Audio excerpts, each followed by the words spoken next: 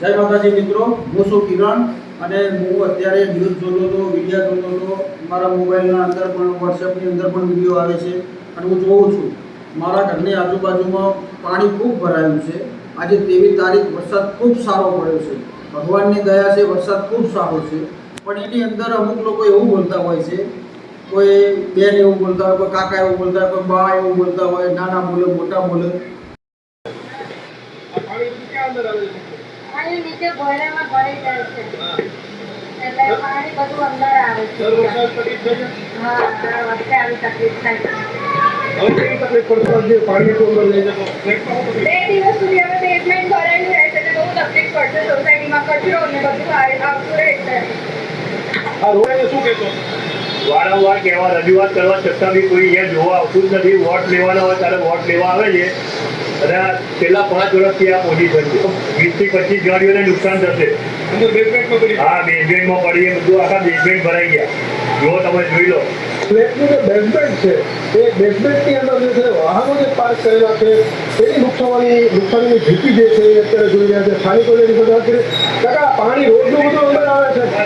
પાણી આ રોડનું પાણી અંદર આવી અને સોસાયટીના બે ગોહરા બે બાજુ જે બધા ભરાઈ જાય છે.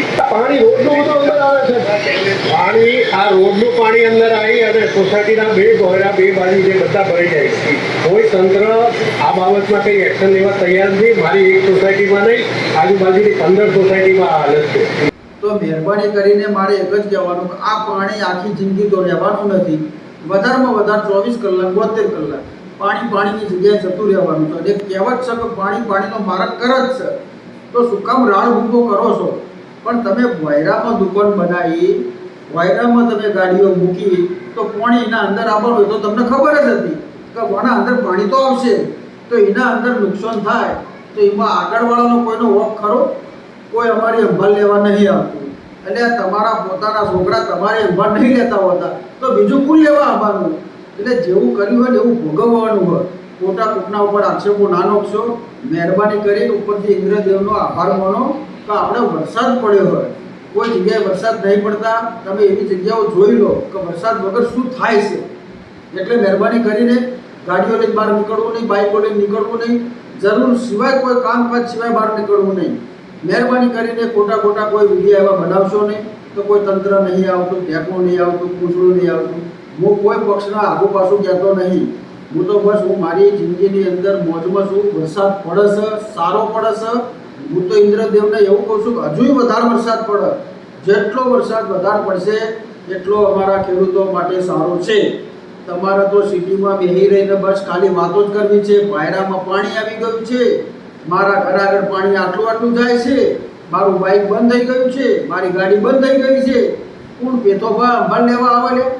તો તમે તમારા રીતે ઘરમાં રહો સોના મોના. ખોટા કોઈ વિડીયોમાં એવું કહેશો નહીં. હું તમને કોકડી કરીને બતાવું, તમે ખાલી પાણી જોઈ લો. મારા ઘર આગળ કેટલું પાણી ભરી દો. અમારો આગળનો ઘરનો ભાગ, આ પાછળનો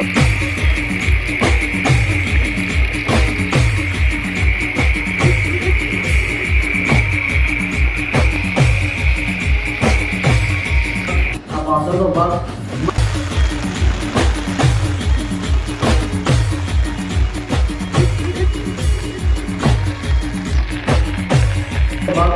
મને મજા હજુ આનાથી વધારે ભરાતું મારા ઘર આગળ.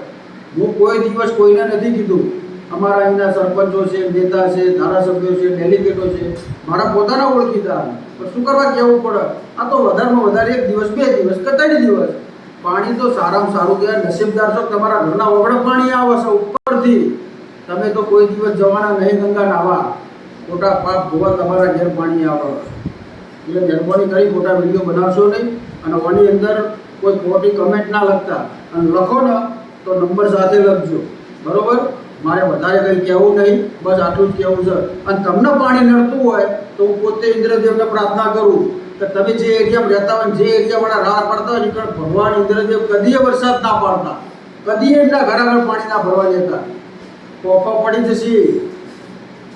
આ કળિયુગ ચાલી રહ્યો છે એટલે સીધી લીટીમાં જીવો. ભગવાનની જિંદગી આલી છે, મોજ મસ્તીથી જીવો.